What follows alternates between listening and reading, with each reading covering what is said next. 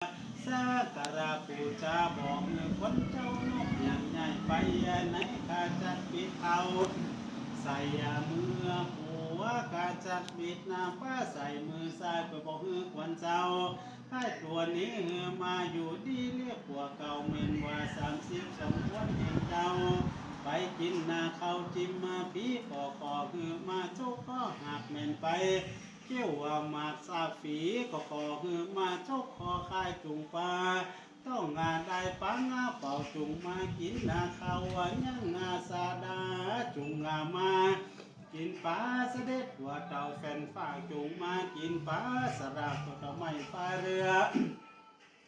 จุงมากินปลาเสือตัวแพะตองควยบิดใส่ใหญ่ถวยยองต้องมีตังน้ำบุยต้องได้ให้เรา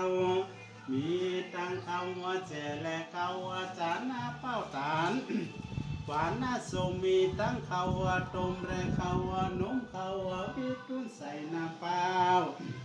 มีตังกุยจันและกุยข้าวหักกินนาหวานก็นิ้วมือนางมีร้ายฝ่าหมอฟ้องปูนาข้าหนอมีตังกุยหอมและกุยตีบลูกบ่อรีบกินนาหวานเลี้ยงสงสารผู้ใหญ่กุยสแรมเข้าหักสุแรมแต่งงานนำกันว่า32คนให้เจ้ามาฟ้องมาแล้วจงมาสาเวสิพวกเขากูควรก่อนเถิดจาราธารนังนามันนีนาใสก็ใสบ่คุณบ่เป็นขั้นหนุนหากใส่ยินดีไรมาแต่นาทีแต่อากาศตรวจแต่ฝ่าลงมาเป็นปัจจานินไหลวังวินฝ่าไฟก็จะคนต่างไหลเดียวต่างไปลำว่ากันว่า30คนแห่งเจ้าได้กินน้ำอันนี้แล้วหากมีใจดีเป็นน้ำฟ้ามุกเรียมาไว้ฝูดโลกกันว่า32คนแห่งเจ้าได้กินน้ำอันนี้แล้วจักหายหมดหน่วยกายาหายโรคาโรคบาดเจ็บปัญญาก็หายไปสาวถ้ากางน้ำอันนี้น่าใสก็ใส่เย็นก็เย็นเพียงดังแก้วกันว่า32คนแห่งเจ้าได้กินน้ำอันนี้แล้ว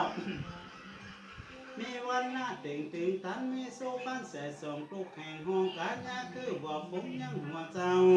งอกอยู่ข่าวปนมันก็ดำมาเหมือนหน้าเก่าเจน32คนแห่งเจ้าอย่าไปกินน้ำยังหุยมันเหม็นสาบตองอย่าไปกินน้ำยังน้องมันเหม็นสาบซ่านจงมากินน้ำบ่อสร้างหากใส่ยินดีจงมากินกุลีแล้วไม่มากินแล้วห้องปากห้องใจสามปากของชิ้นเมืองไทยในมนุษย์ซาโรเขาดาเสขันไว้ทาอากาศญาตัวทิสาการโรขั้นว่า32คนให้เจ้ามาฟอมแล้วจงมาซาเว้ยเสกุเขากูคนก่อนเดิมด้วย32คนได้คำผู้ค้าได้มาสู่เขาทำขวัญให้ได้อยู่ดอกสวัสดีไม่ได้อยู่ดีมีสุขและผู้ค้าได้ปอนเขาปอนหน้าเพื่อได้อิ่มหนำสำราญแล้วต่อไป32คนที่ได้ผู้ค้าขอเชิญเจ้าขึ้นไปตั้งถิ่นนั่นเลย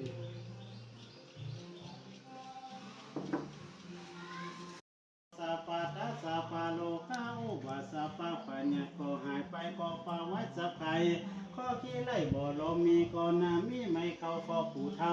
ฝากว่าข้องอควายตัวกาก็สั่งมาจนก็กังวลที่ถอยก็ใหญ่น้อยที่ตามก็เที่ยวตามถูกลมก็ของตกไปในวันนี้หือสูตกไปตามปฏิทินเศร้า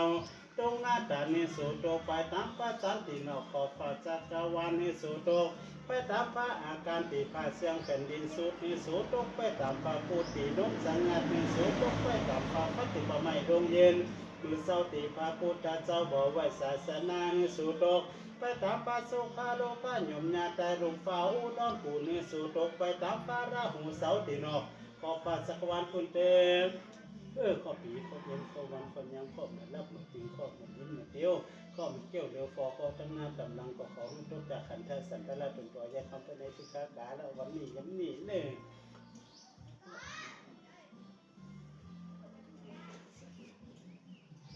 สาลิสสดีที่ที่โยดูธรรมะโจหักยังงานน้องเงินคำมีและก้องก่อบ่อดูกายข้าเจ้าผูกมือเบียงงานใส่เกลือบ่อมือคนเจ้าถ้าตัวนี้มาอยู่ดีเรียกว่าข้าเจ้าผูกคนเจ้า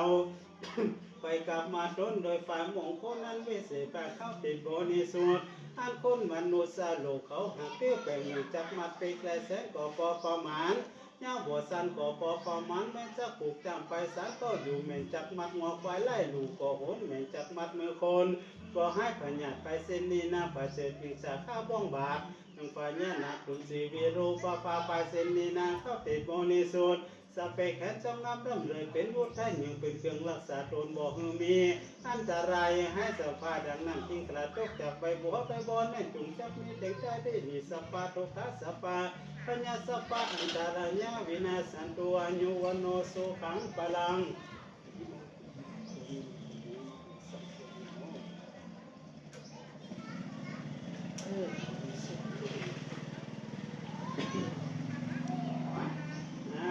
จะในวันนี้ก็เป็นวันดีสลิใจโจเป็นวันโกนทุกโศกโศกาข้าเจ้าผูกมือเบื้องขวาแห่งเจ้า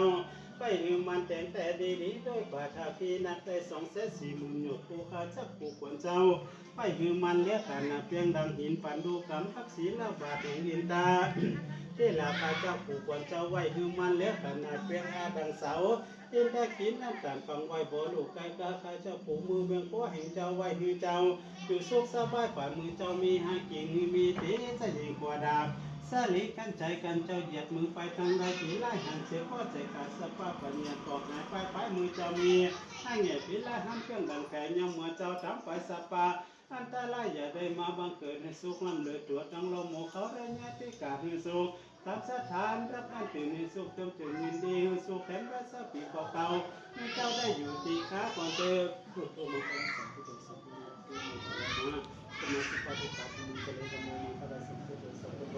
ที่พุทโธธรรมะธรรมมังคลังมังคลังสัมพุทโธมังคลังสัมพุทโธสัมพุทโธสัมพุทโธธรรมะสังฆมังคลังมังคลังสัพพะ